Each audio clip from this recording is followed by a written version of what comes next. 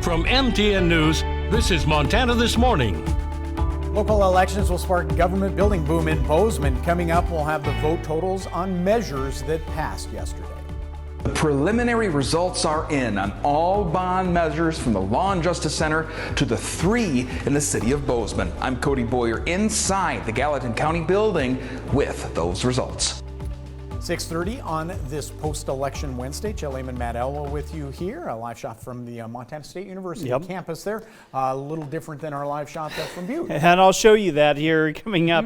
We do have some areas dealing with patchy fog. It's chilly in Butte this morning. Temperature right now sitting into the low 20s. Once again, 23 degrees in the mining city, 26 in Belgrade, 30 degrees in West Yellowstone. I don't expect to see much in the form of rain today. Tomorrow will be a little different story. Our skies are going to be trying to clear through the mid-afternoon. You look into Bozeman this morning and traffic's moving along just fine. Our daytime temperatures back into the 50s, a very comfortable day. A little slower go in the mining city this morning as we have some patchy fog in uptown Butte and out toward Burt Mooney Airport. Our temperatures should be into the 50s. We do have some cooler air on the way for the weekend. We'll talk about that, of course, coming up in just a few minutes. All right, thank you, Matt. 6:31, of course, today post-election. We do have some results for you. You can catch all of the races from Southwest Montana right here along the ticker. KBZK, KXLF.com will have that as well. We're going to touch on a couple of the key ones right now. Gallatin County voters asked to replace the Law and Justice Center. It's the third time it's been on the ballot. This one down to a $29 million replacement offer, and Gallatin County voters approving that one, 55% to 45%. Bozeman voters having several key asks for. One of them, a new fire station to replace fire station number 2, built back in 1974, moving the new one up to the Montana State University campus. That one passing easily by Bozeman voters, 68% to 32%. Also on the ballot for Bozeman voters, 3 projects for a total of $2.28 million for recreational facilities. It will be divided, not equally, but divided between the Bogart Pool, the Swim Center, and the Lindley Center. That one cruising to a 70% victory as well. Now, a $7 million levy to establish new community housing fund stream for Bozeman. That one does fall in defeat by 52% to 48%, 6,300 voters voting no on that in Bozeman to the Bozeman Community Housing Mill levy. Also a 4-year term, vote for 2, this one in the Bozeman City Commission race. There, Eho Pomeroy is your incumbent. Chris Coburn look like your 2 winners in that one. Again, vote for 2, those 2 moving on into the commission.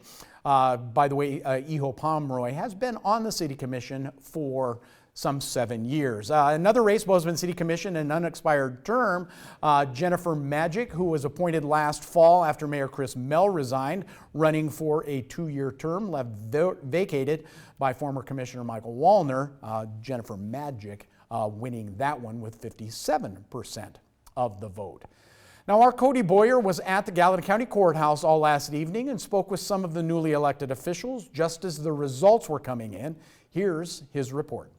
Now, earlier this evening, we've been following the numbers all day with voter turnout, and they've gone up incrementally, largely, according to Eric Semerad, who is also the clerk, register, and surveyor here in the county, from 38.9 by noon to over 40% in just a matter of hours. And now we have the results, and in the city of Bozeman, just seeing that the fire station bond is passed 67 to 32. Again, preliminary results is the first of many others, including the Law and Justice Center. I'm grateful, I guess, if that ends up being the final result. It's a vote that Commissioner Zach Brown says he couldn't believe when he saw it. I'm grateful that the community is willing to partner on us with this project.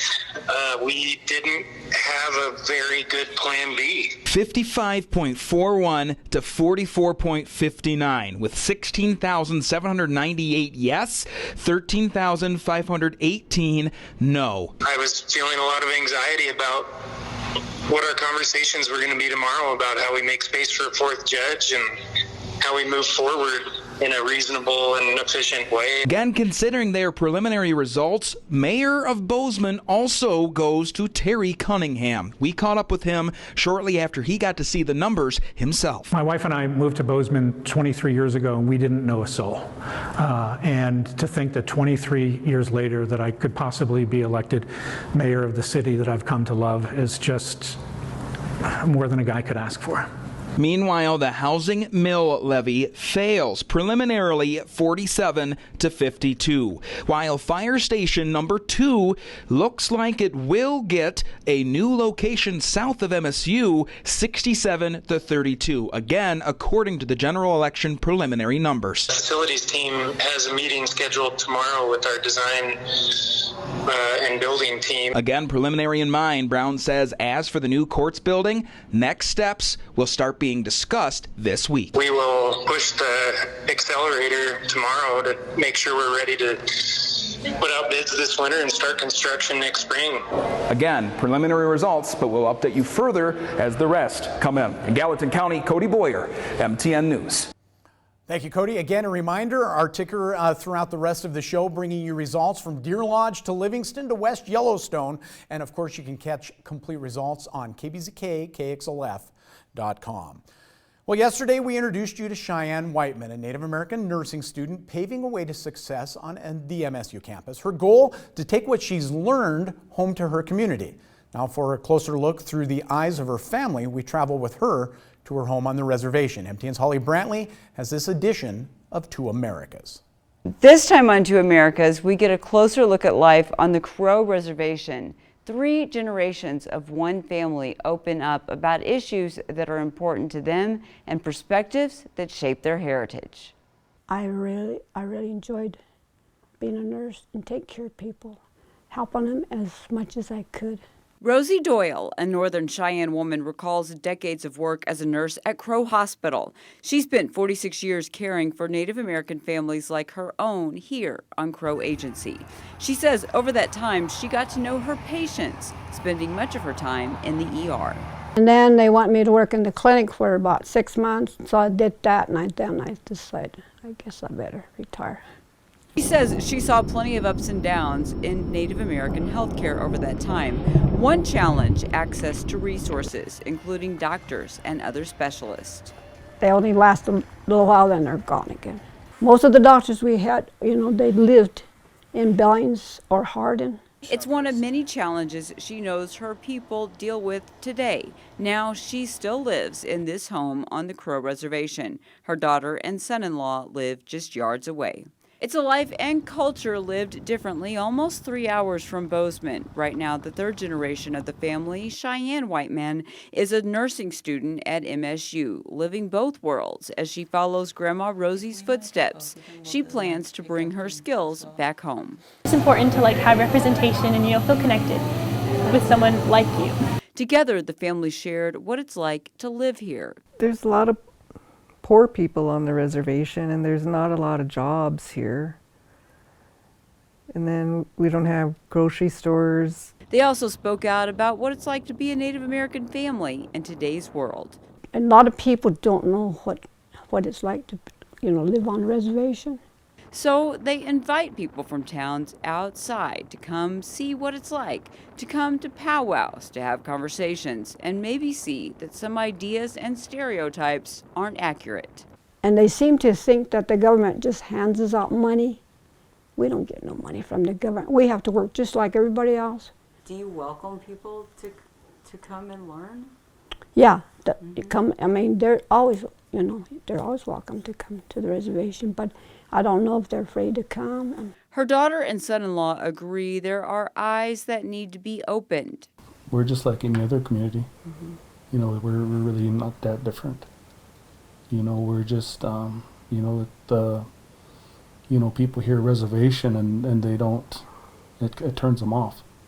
But we're just like everybody else. I mean, there's always ways to do a better job when you're trying to understand another person's culture.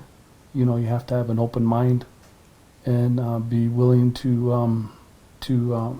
accept them, understand them.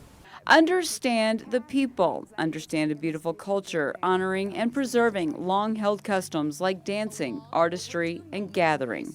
We're like equal to everybody else, just because we're of, different color. I mean, we're the same.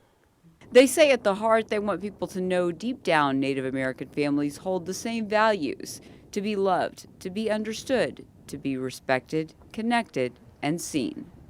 Now, Grandma Rosie tells me her father was passionate about education. The family says that education and knowledge about cultures other than your own is what's going to bring us all closer together. In Bozeman, Holly Brantley, MTN News. In fact, very passionate about education in that family. Rosie Doyle's father, Cheyenne Whiteman's great-grandfather, was one of the founders of Chief Dull Knife College in Lame Deer. 6:40, we're going to take a break. When we